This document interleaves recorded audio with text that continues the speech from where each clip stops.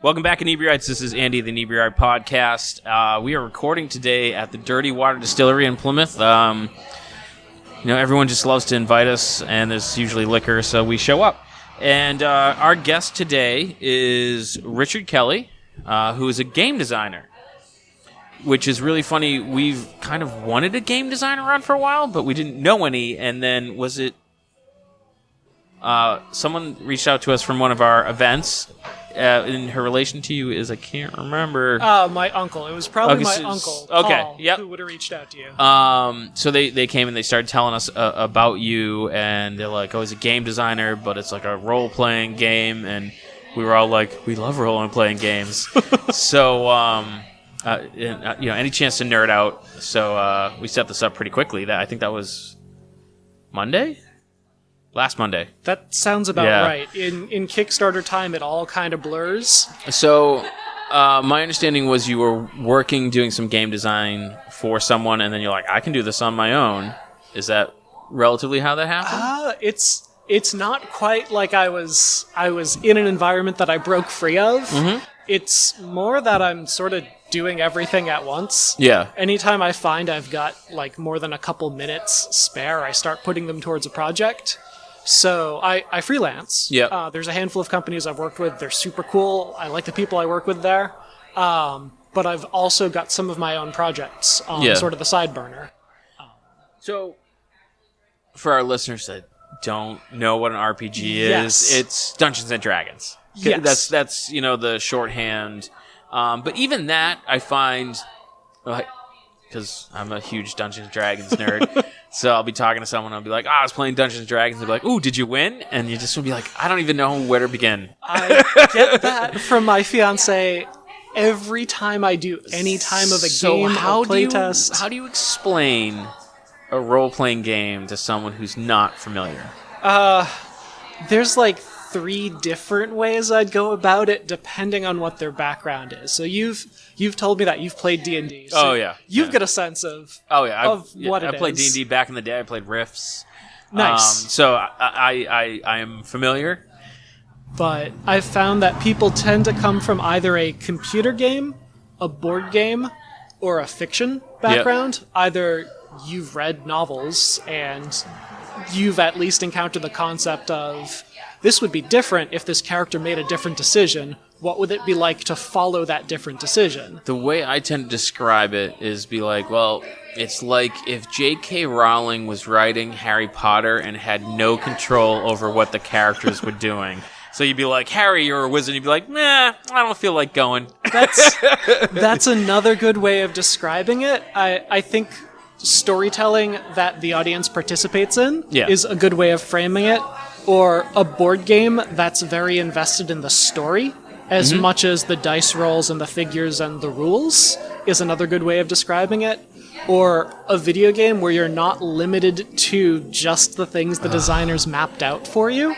You can sort of head in any direction. Nothing drives me crazier than someone being like, oh, I played an RPG on a video game. Like, it's not an RPG. You can't do crazy shit. You are limited to what you can do.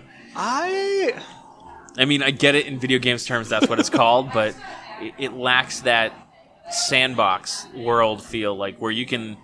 I mean, they're getting more that way with like, Red Dead Redemption, things like that, where you can really kind of go off and do whatever you want. But when you vary from the storyline, you kind of lose that interaction, where in a role-playing game, you can vary off the storyline, but you're still going to interact with people, and it's still going to be a story.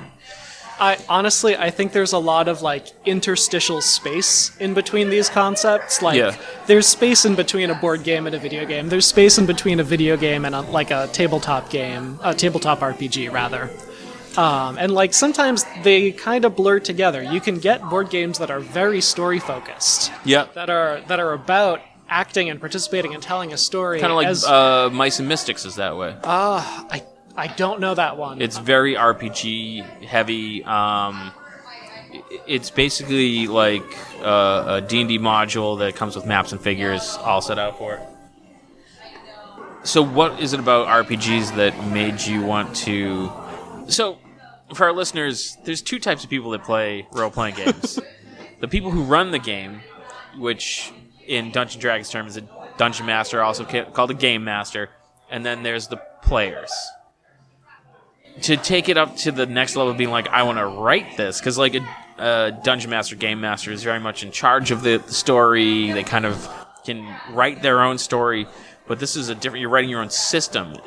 Like, what made you make that leap? I don't know that it's that much of a leap. I think the lines between those three things, designer and dungeon master and player, are already kind of blurry. Okay. Because as a player, if you're playing a tabletop role-playing game, you're contributing to the story. Sure. And sometimes the things that you're introducing to the fiction, the dungeon master's riffing off of. Yeah. And building, like, plot elements and storylines behind it. And then, like, while the dungeon master's doing that, they might be thinking, all right, I've got sort of my own setting here.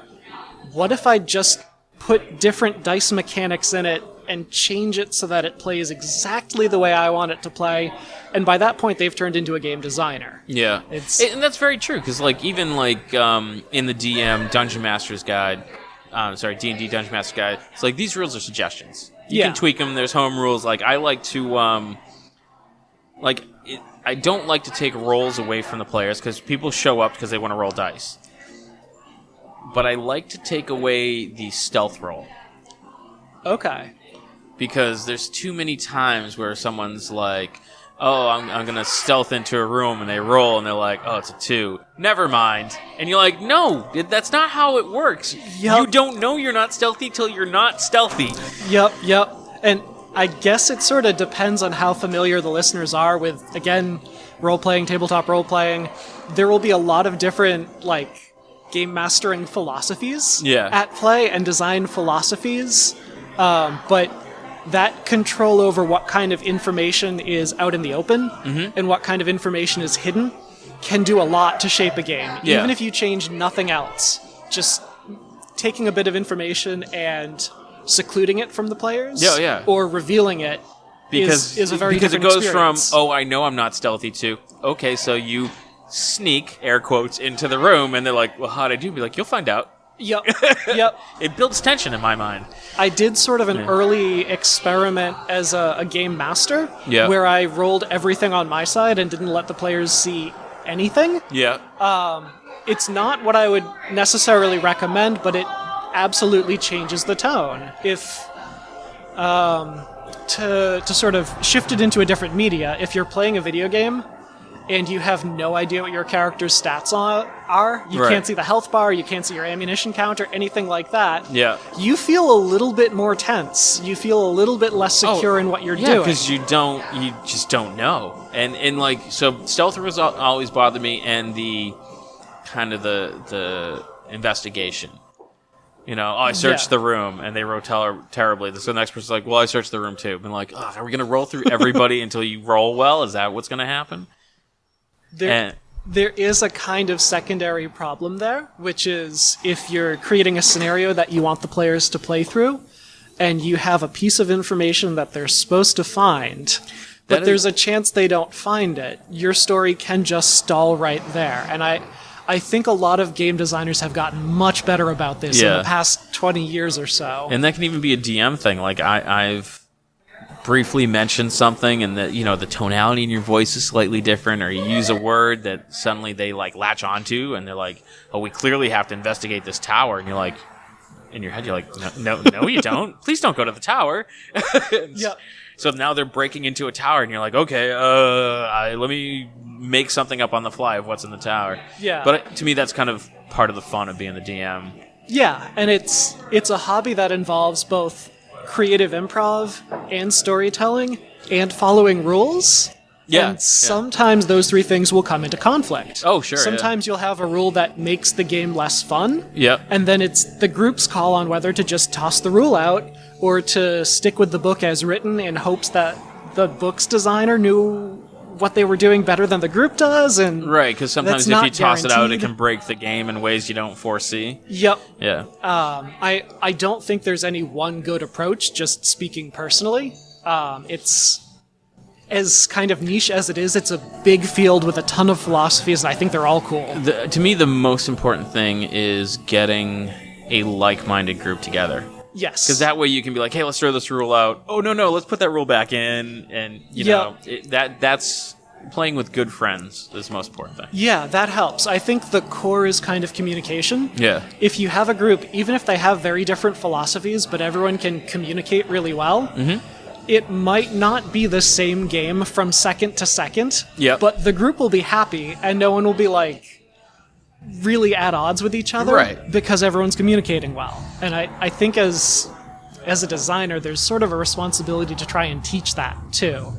I remember this is the perfect instance because I like to do. Everybody wants to be the hero. No one plays to be like the sidekick.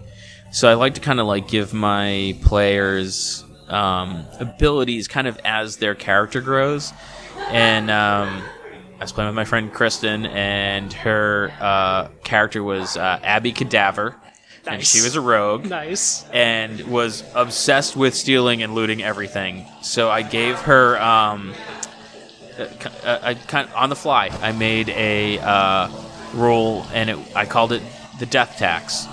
If she scored the killing blow on a character, she could make a roll, and I think on like a 18, 19, and 20, she got to loot something off the corpse before it hit the ground. Oh, neat. Okay. So I thought it was cool. It was a lot of fun. She'd really enjoy it. And then she shot something with a crossbow from across the room. She's like, now I get to roll, right? I'm like, no, you're across the room. She's like, that's not what it says. I'm like, come on. This is... And so then you kind of have to be like, all right, from now on.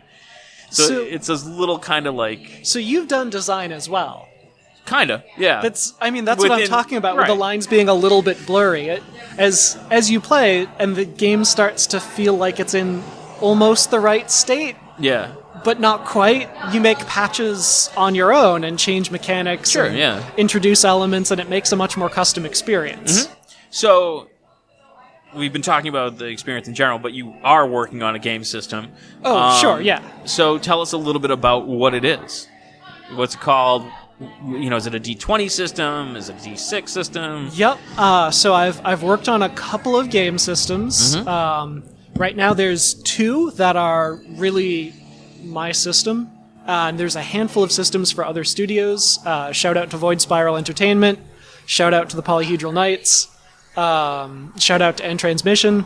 Normally shout outs on this podcast, or when someone says something horrible about someone, they're like, hey, shout out to Steve. Oh no. This is the good version of the shout out. I will observe that podcast etiquette going forward. But the games that I've written sort of for myself, I have the Dawn Line, which is again, not knowing the audience, not knowing how familiar everyone is, I'm just going to rattle off some facts and then give context. If there's anything to them. that I think it needs context, I'll ask questions. So it's a D6 system. So it's a normal 6-sided die. Yep. And it is about It's about the setting as much as it's about the characters, and the setting is a world that rotates very, very slowly. Okay. So the day and the night are both places. Oh. And because it rotates very, very slowly, weather is weird, climate is weird, and neither the daylight nor the night is inhabitable by people. So where do the people live? Terribly cold in the night. It is burning hot in the day. People live in the dusk and the dawn, which are rotating bands that slowly circle the planet. Okay. The game itself is a gothic science fantasy about vampires. Okay. And the human communities that they protect. Okay. So it is a very community-focused game. It's got mechanics around the village that you're defending and what the people are like and what resources they have. Yeah. And it's got mechanics around the vampires, the player characters themselves, whenever they sort of go out to preemptively protect the village from a threat. Yeah. Or to find resources and bring them home, or to scout for new villagers. And that game has a flow where you move from the village to the adventure and back to the village. So you're always leaving and returning to the community. Yeah.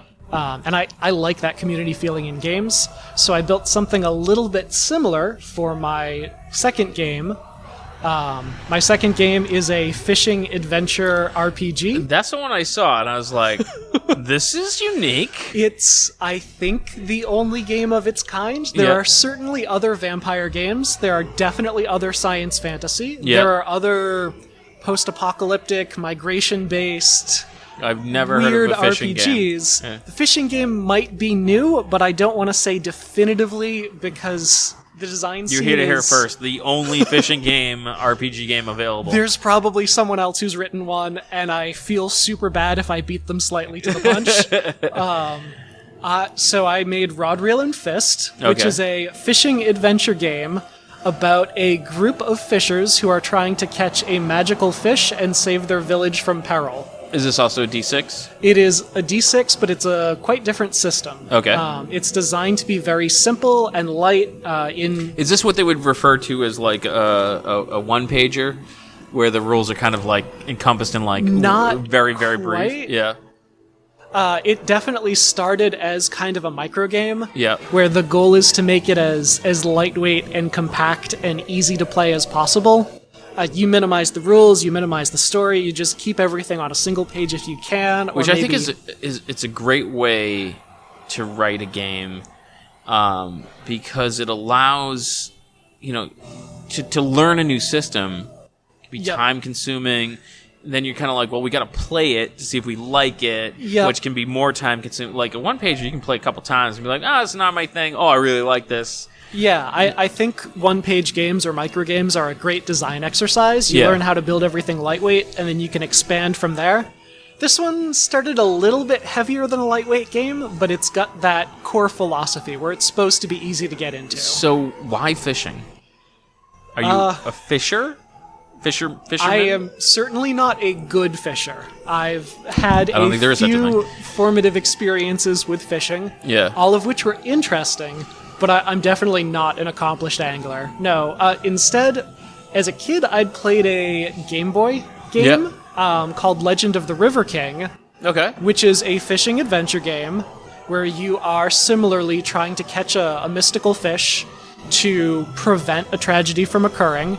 And along the way, you move from fishing spot to fishing spot, catching fish, trading them for supplies, and kind of moving up, fighting wild animals, and I'd never seen that game done anywhere else, and that sort of imp of what if I could formed the core of this game. To see if I could write a fishing RPG that would be compelling and interesting and fun. And what's been the feedback on it? Like, to me, that's curious thing. I mean, I've seen games been like, oh, well, I don't know if that's really my thing. But, once people play it, I mean, that's like, what's been the feedback? Are people like, oh, it's such a unique perspective to start with? Part of the design process, or at least part of my design process, is to get as much feedback as possible. When I'm doing a rough draft, I kind of just bash things together based on what I think might be interesting, what I think might fit with the concept. And then I take it to my groups of playtesters and run the game for them and see what they think. Is it fun? Does it work? Are there places where the rules are completely confusing? Is there stuff that's just not in the book? That I put a note saying, write this, and then never did. Right, and from their feedback, I get something that resembles a much more normal rough draft. The original draft is very, very basic. But once I've heard back from the people who've played the game, and I know which direction to take it, then I start to tweak sort of all the mechanics and the setting elements, and move it in a different direction. To me, it's fascinating because it's kind of like being a novelist in a way, but having to develop rules on how your characters progress through the story. Yes, that's definitely part of it. For me, I found it's a little bit more like writing code, but the variables are much less controllable. Yeah, I mean, anyone who's DM'd a game knows that your story plan usually goes out the window, 20 minutes into a game. And anyone who's played, any plan you have never lasts through first contact with the enemy. Yes. I assume probably a lot of the audience will have seen Stranger Things. Yep. Stranger Things is a very good example of what D&D looks like and plays like. And it's also a good showcase of the moments where, like, the players aren't really feeling it and are just goofing around. Yeah. And then the person running the game is left with this task of, how do I reinterest them? Do I just try to force them into the story? No, that didn't work. What do they actually care about in this moment? Right, and that's kind of that. I think that's the trick when you're running a game is to, you know, if you're hosting a bunch of murder hobos that just want to kill things, sure, then that's what you got to set up. If you have people who are serious and want to do like real role playing, then that's kind of how you got to lean, and that's playing with friends who are of like mind, because not everyone's going to play the same game the same way. Yeah. And it can ruin a game for everybody if someone's really upset and been like, I just want to kill things. I don't want to sit here for 20 minutes and talk to the clerk at the store. Yep. And D&D, because it's most people's introduction to tabletop role-playing, D&D covers such a broad range of types of games. You can do a murder mystery with D&D. Sure. You can do a dungeon crawl. You can do high fantasy politics. You can do low fantasy mud and blood, like R.R. Martin style storytelling. Yep. And those are all very different feelings that would interest very different groups.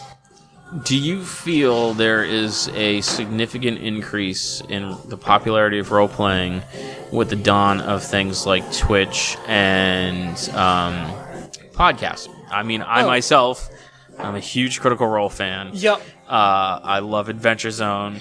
Yep. And they're two totally different styles of play. Oh, yeah. Adventure Zone is very silly. Like, they have elevators and quote-unquote cars, and it's just fun. And Critical Role is so dramatic and so story-driven. Yeah.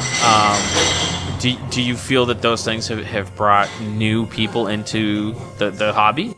I think so. I mean, I think the hobby is kind of growing overall, and I think it's getting more exposure basically everywhere. Yeah. Podcasting has definitely helped. I listen to stuff like Film Reroll, which they use GURPS to play through movies. Oh, okay. And they're all working actors, and so they bring a ton of energy and panache, if I'm pronouncing that word right. Sure. I might not be, to the craft, and it interests people who've never before really been exposed to tabletop role-playing. Yeah. And by the same token, stuff like Stranger Things.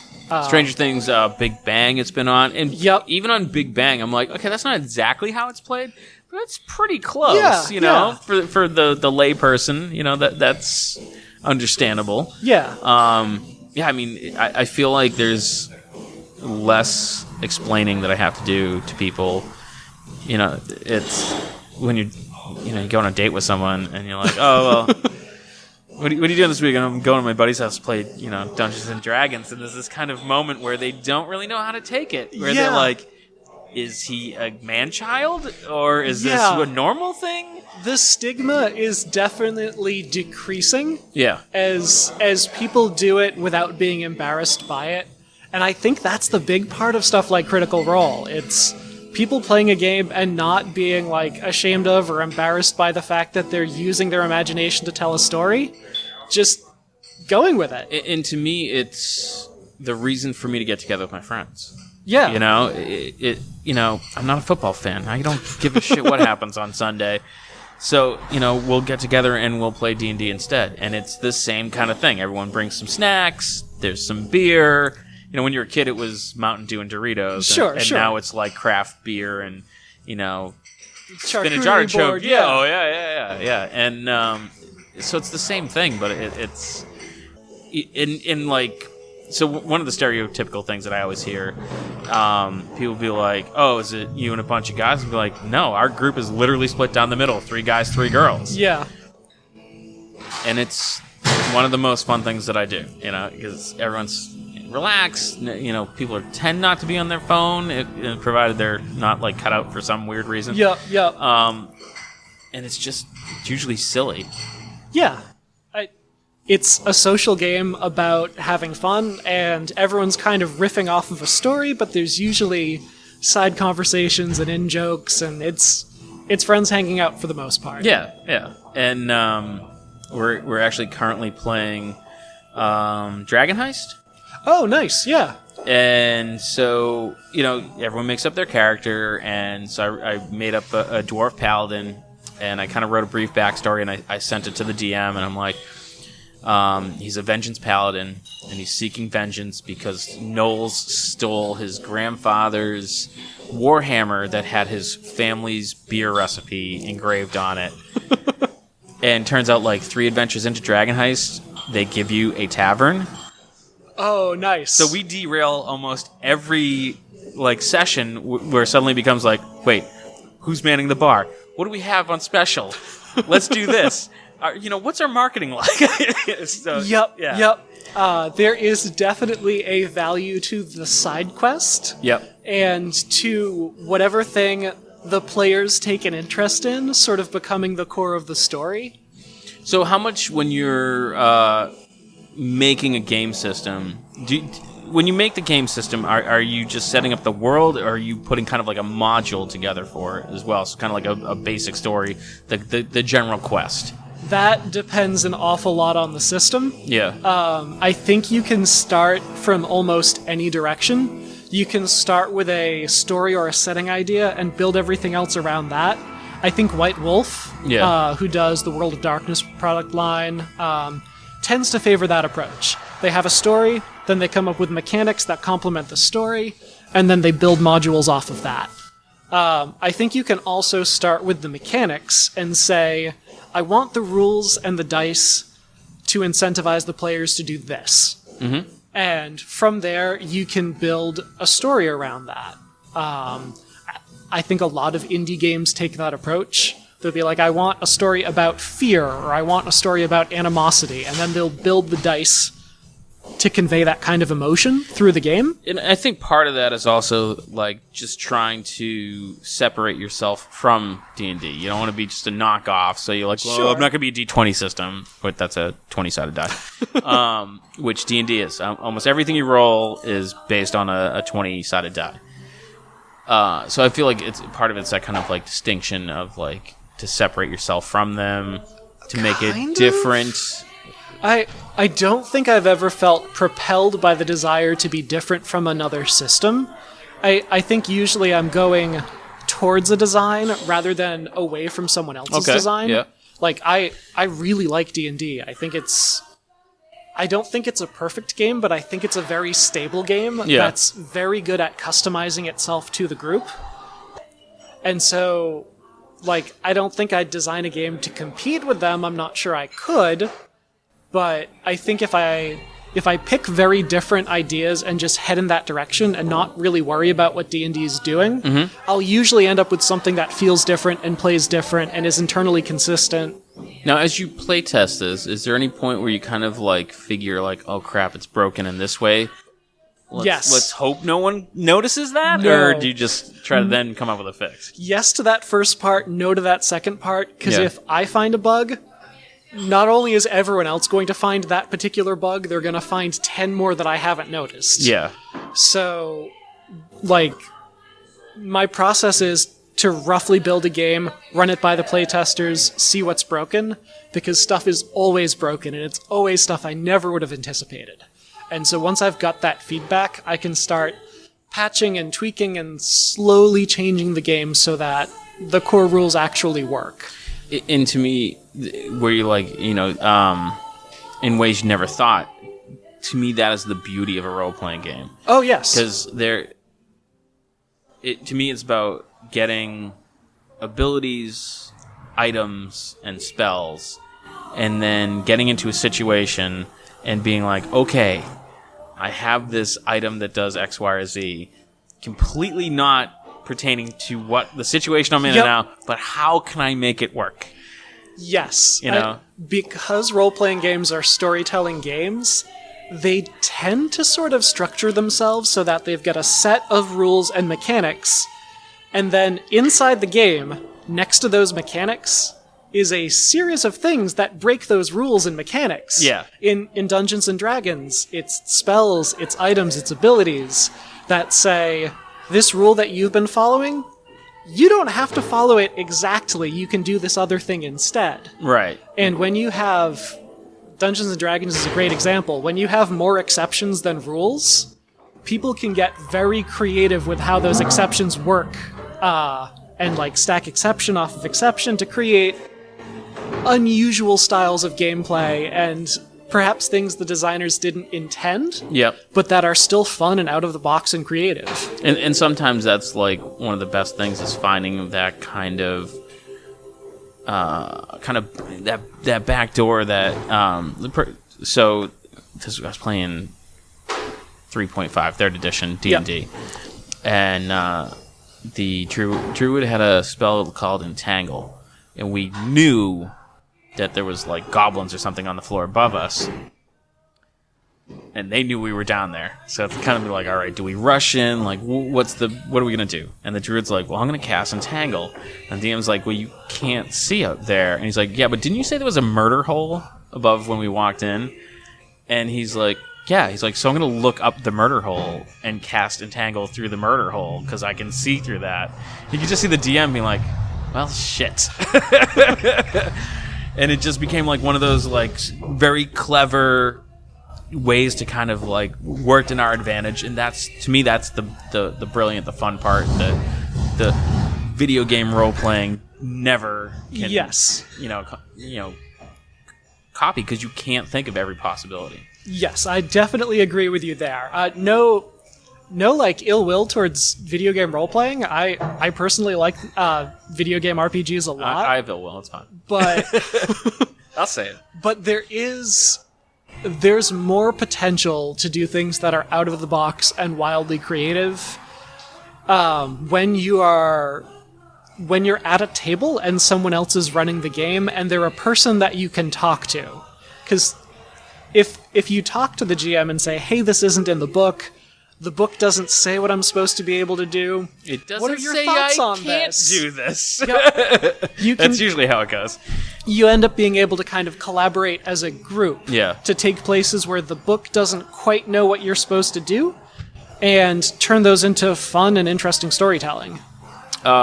So when you're writing these game systems, how heavily are you thinking about people playing their characters as characters and less as just an icon? Personally, I don't worry too much about that as a designer. Mm-hmm. I think people come to the hobby for usually one of two reasons. Okay. Either to play a character in a story, or to play a game and win. Murder hobo. I don't think either one of those is intrinsically bad, as long as everyone's communicating and everyone knows what like people at the table want from the game. Mm-hmm. So when I do my design, I give as much story information as I can, and I give a lot of opportunities for the players to collaborate with the GM and build parts of the world. Yeah. But I also make sure that the dice, the numbersy parts of the system, are all very self-contained and are gameable, I guess. Yeah. Have strategy and counterplay and a metagame, and like you could have two people sit down and just play the numbers against each other and have that feel interesting and fun. Basically, I want both types of players to be able to engage with my games, whether people are like pure numbers, strategy gaming, there's a plot, but that's kind of an accessory. Yeah. Or whether people are like, no, I'm here for the plot. There are numbers, I guess, and that's cool too, but I want to know about the story. Right. I want both types of people to be happy. And is that challenging to kind of set it up in that fashion where both those things work? I'm more of a story person myself. Yeah. So I have a little bit of trouble with the mechanics, but I've found that if I can run something by a playtest group a couple of times and keep getting feedback and keep fine-tuning, I can usually make the numbers feel fun too. So what was the first game that you worked on? Or is it a game and you're like, I don't even want to talk about that game? Are we talking first game or first like reasonable commercial project, or I'd like say commercial first project. game for myself? I'd say commercial project. Okay. I freelanced on a game called Splinter. Okay. Which is about a kind of a dystopian virtual reality game show. Yeah. Where you are playing as actors who are playing as characters inside of a simulated dungeon. Okay. It's a bit trippy. That sounds complicated. You play as a player in the dystopian world. Yep. And then they plug into a virtual reality simulation and play a character inside the virtual reality simulation. Oh boy. Okay. And it's got like, if you die in the game, you die in real life tropes, and like it's very, very pulpy. But that was the first thing I wrote any content for. I reached out to the creator. He said, I need some monsters for the Monster Manual supplement. Yeah. And so I designed a bunch of creatures that would fit in sort of a wacky virtual labyrinth. And so now you're working on a project that has a Kickstarter. Yes. How's that been? Do you enjoy Kickstarter? Are you like, it's just, it is what it is, and it's part of the deal? It's not a love-hate relationship. It's more like a love and stress relationship. Yep. I enjoy kickstarting immensely. It's a lot of work. Yep. You create or I at least, everybody's got a different process. I create my project first, and then I start to amass the art that'll go onto the page. Yeah. And then I build the Kickstarter page, and then I proof both the project and the page and make sure they're mostly what I want. And it's only after that point that the campaign goes live. And from there, I write updates for the page, I clarify stuff that I forgot to include when the backers bring it up, I drive to local game stores, I guest star on podcasts like this, I suppose, and just generally try to promote it for the total run of the Kickstarter. And then... And I'm sure it's been just like Critical Roles where you made like $750,000 in 45 minutes. It's not impossible. You can help. So is this the? I'm sorry, I've forgotten this. The fishing one, right? Is that the one that's being Kickstarter right now? Yes. Okay. Rod, Reel, and Fist is currently on Kickstarter and will be until October 7th. Okay. I don't know when this podcast. This is going on Monday. Oh, all right. So they can go there and they can. What kind of? So for anyone who lives under a rock and doesn't know it, you shouldn't be listening to a podcast and not know what Kickstarter is. So it's a way they can back the project prior to it being physically created. Yes. And usually there's like a starting donation. Donation? I don't know if that's the right word. It's a little unclear. Kickstarter is crowdfunding, and so it's not supposed to be treated like a conventional shop, but honestly, I think it kind of should be. Right.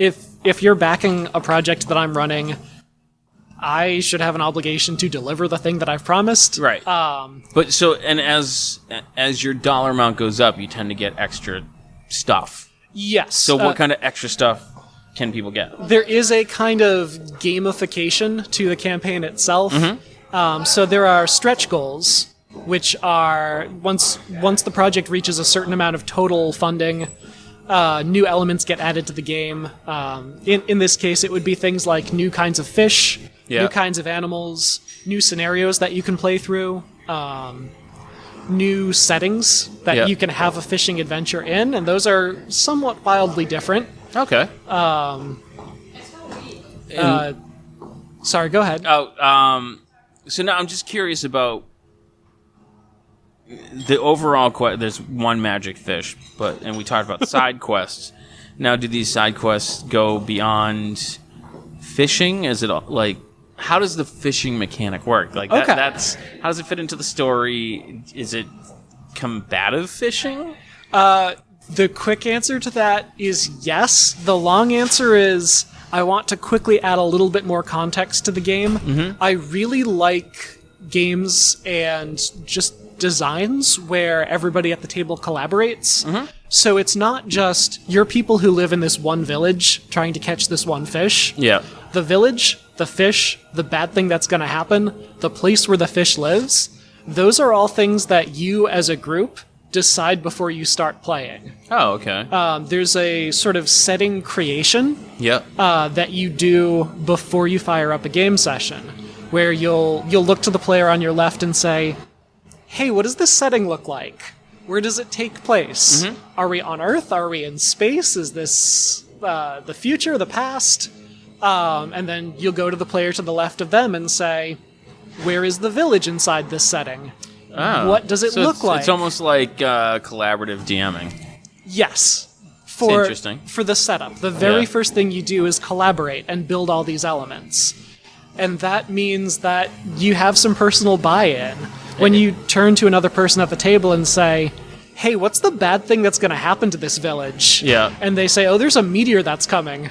And the interesting thing is your adventure will then be highly custom. And as interesting as your friends. Yes. Like, if your friends are pretty straight-laced and normal, which most RPG people aren't, we're fishing in Plymouth. The bad thing is taxes. That's fine, too.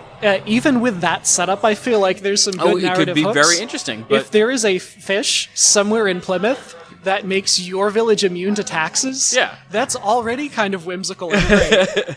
But then, I mean, the people I generally play with, it'll be like, the bad thing that'll be happening will be like some sort of giant hamster coming to steal all your gummy bears or something insane.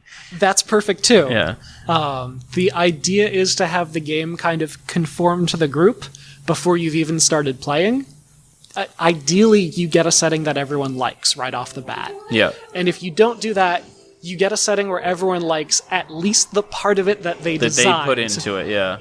That's a really interesting concept. I've never heard of a game that does that. So there's a few others. Yeah. I've seen a few. They're mostly in like the indie end of tabletop gaming. But okay, having answered that question, you asked about fishing. Yes.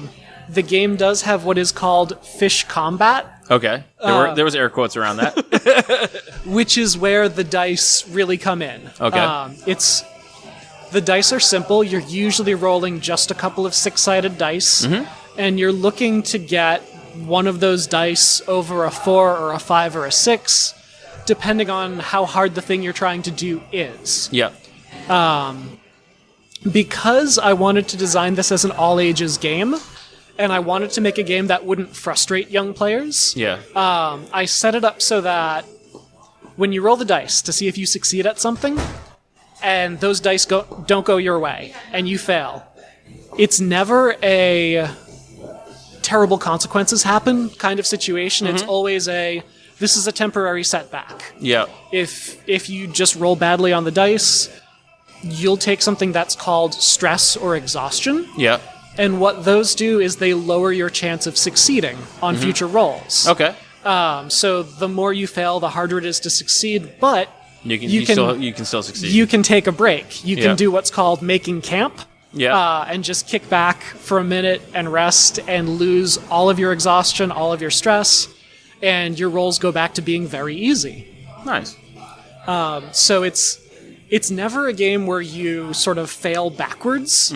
You always kind of fail towards the neutral. Like if things get too tough, if you get too many points of penalties, you just stop and rest for a bit, and then keep playing. So it might be a good way to onboard people or onboard younger players to a role-playing game. Yeah, I did try to design it so that no matter what age you are, you can find something here. If you like darker, more complicated stories, you just have to build a darker, more complicated setting before you start playing, and that's where the role-playing comes in. Yeah. Any mechanic can be used in any situation. The role-playing part is where you make it more complicated or more political or more silly. Yes. And let's face it, everyone's going to either steal stuff or burn stuff down because that's the fun part. I've found there's less of that in this game. The game itself tends to have a whimsical tone unless the players are really determined to pull in a different direction. Yeah. And so even if you end up with a setting that's kind of dark, the gameplay itself is typically pretty lighthearted. And if you end up with a setting that's really lighthearted, the gameplay itself is silly. Yeah, nice. So, outside of your own game, what is your favorite RPG to play? Oh, goodness. I'm going to pick something from probably deep in the indie. Okay. Dogs in the Vineyard.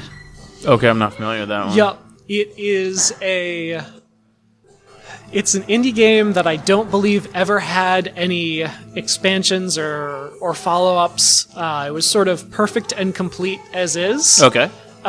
You play as... a dog? Magical Mormon cowboys. Magical Mormon cowboys? Magical Mormon cowboys in the Wild West. Sure. Which was a weird setup. Yeah. But that's not the appeal of the game. The appeal of the game is the way it handles conflicts. Okay. So in a game like Dungeons & Dragons, if you try to do something where it's not totally sure your character would be able to succeed at that thing, you usually roll a dice, you usually add in some skills that the character has to see if they can succeed. Dogs in the Vineyard doesn't do that. Okay. You have a pile of dice that you roll based on stats like heart or spirit, depending on what kind of conflict you're in. So if you're just talking with someone and trying to convince them, you might roll, I think, heart plus spirit. Don't quote me on that. It's been a while since I've played it. And those dice will fall on the table, and you'll pick numbers out of them and make what are basically poker hands. Oh. And you play those poker hands against the other person. That's interesting. And if the poker starts to not go your way, you can raise the stakes and say, I escalate the situation. I'm going to go from just talking to a fist fight. And you roll in some more dice, and you play more poker, and the stakes go up. Losing a conversation has very little consequences. The other person might be mad, you might not get what you want, but there's very little danger based on it. Right. Losing a gunfight, on the other hand, if you escalate all the way up to that, has bad consequences for your character. You can get shot, you can get hurt, and the result is that the game always feels like this very intense back and forth conversation between you and one other person. It's a multiplayer game. You can have 5 or more players and one game master. Yeah. But you always feel like you're in a very intense conversation with one person at the table. That's interesting. The one game mechanic that I always thought was fascinating, and the name of the game escapes me, but it was kind of a not horror like slasher movie, more suspense horror. Okay. And is it Dread? Maybe? Is it played with a Jenga tower? Yeah. Yes. So the more complicated it is, the more pieces you have to pull out of the Jenga tower. Yep. I'm like, that is brilliant. Yeah. I have seen some really wonderful, creative storytelling game mechanics. Yeah. There is a game out there called... My son's playing in a game. This isn't necessarily a mechanic, but my son's playing in a game. It's a modern sci-fi setting. But anytime they go into an unlit room, the DM shuts the lights off, and they're using the flashlights on their cell phones to read their paper, to roll their dice. Dice falls on the floor, you're hunting around for your dice. It really puts you into that situation. Yeah, I like that. That's really immersive. Yeah. And I think there are a lot of tricks that you can either build into the game design itself, or that you can do as a game master at the table to kind of add some immersion. And there's a line you have to walk. You don't want to do stuff that makes your players uncomfortable. Right. But like turning off the lights in a darkened area, or using like printed handouts to give the players clues or bits of information. I've done stuff where a character was getting text messages, so I sent text messages to a player at the table containing the information they were getting. Oh, nice. So there's ways to add to the immersion without going too crazy. Yeah. So where can people go online to find out more? Obviously, they can go to Kickstarter, but give us the Kickstarter address, and is there a website, a Facebook page, all that stuff? Oh yeah, if you search for Rod, Reel, and Fist, that's and as in an ampersand. Okay. Which I probably wouldn't do twice because that's made it harder to search for. Oh yeah, I didn't think of that. Yeah. Rod, Reel, ampersand. Fist. REEL or REAL? ROD, REEL. So they can search for that on Kickstarter? Yes. Is there a Facebook page they can follow to find out about you and your other games? Or not really. I don't have a business page. I have a personal page. You're welcome to follow that. It's just a little bit weird if you do. My other game is on Drive-Thru RPG. Okay. It's called The Dawnline, DAWNLINE. It's also linked off of the Void Spiral Entertainment Studios page. They're an independent game press. They have a lot of really cool games of their own, and they were nice enough to lend me a ton of help with Dawnline. Yeah.